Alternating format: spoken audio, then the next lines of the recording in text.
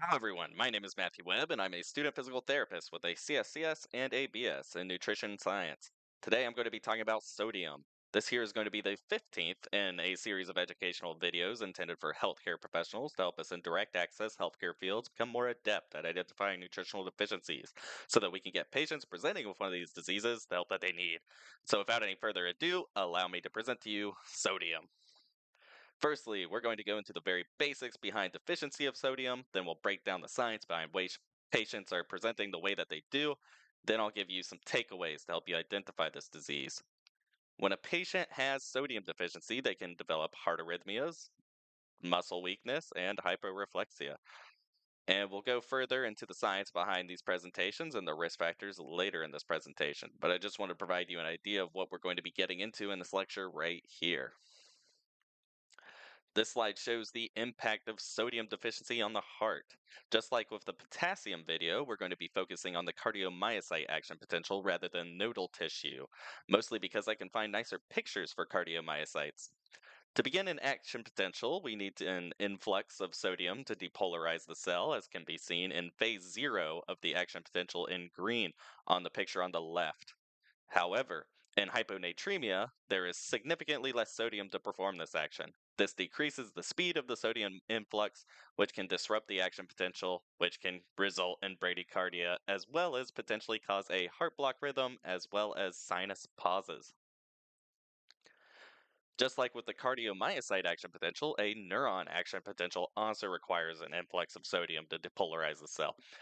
However, due to decreased extracellular sodium, the influx may be prolonged and an action potential may last longer than typical. In some cases, the influx may also not be substantial enough to reach threshold to trigger an action potential. This means a more substantial stimulus will be required to trigger an action potential than with normal sodium levels. Often, this is associated more with muscle weakness and hyporeflexia than it is with sensory loss. However, it is likely to exacerbate sensory deficits in those that have a comorbidity associated with sensory issues, such as type 2 diabetes. There are some risk factors you can look out for. Alcoholism impairs sodium absorption due to intestinal damage. Kidney disease can increase sodium excretion, which increases risk. Hyperthyroidism can increase sodium excretion by the kidneys. Addison's disease reduces cortisol and aldosterone production, which are important for maintaining sodium levels. Syndrome of inappropriate antidiuretic hormone, or SIADH, causes the body to retain too much water, which dilutes sodium concentrations and functionally causes hyponatremia.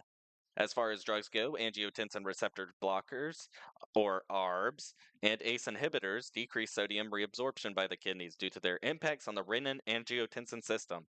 Thiazide, potassium sparing, and loop diuretics increase sodium excretion.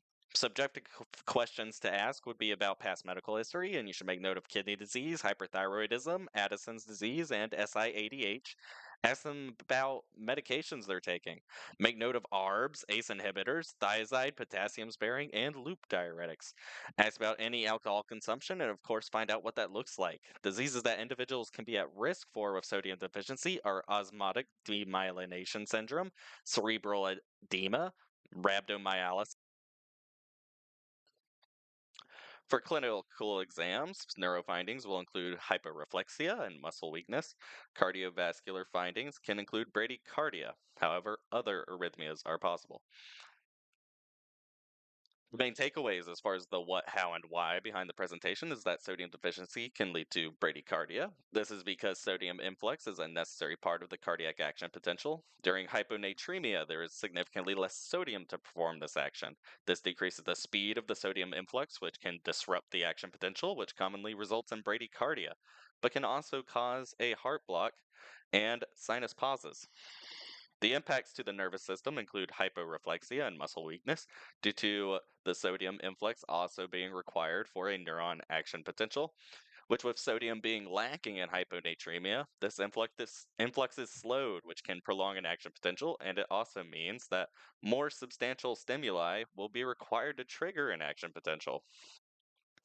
And here are my resources. Thanks for watching. Note that I am making these presentations during a pretty busy semester, so I'm liable to have made some mistakes. If so, let me know in the comments, and if your corrections check out, then I'll either add it to the video description or I'll pin your comment. This is the finale of these Nutrition for Healthcare Professionals videos. There's tons left to talk about, though, as far as nutrition information that could be beneficial for healthcare professionals, so I may revisit this in the future, but for now, it has been concluded.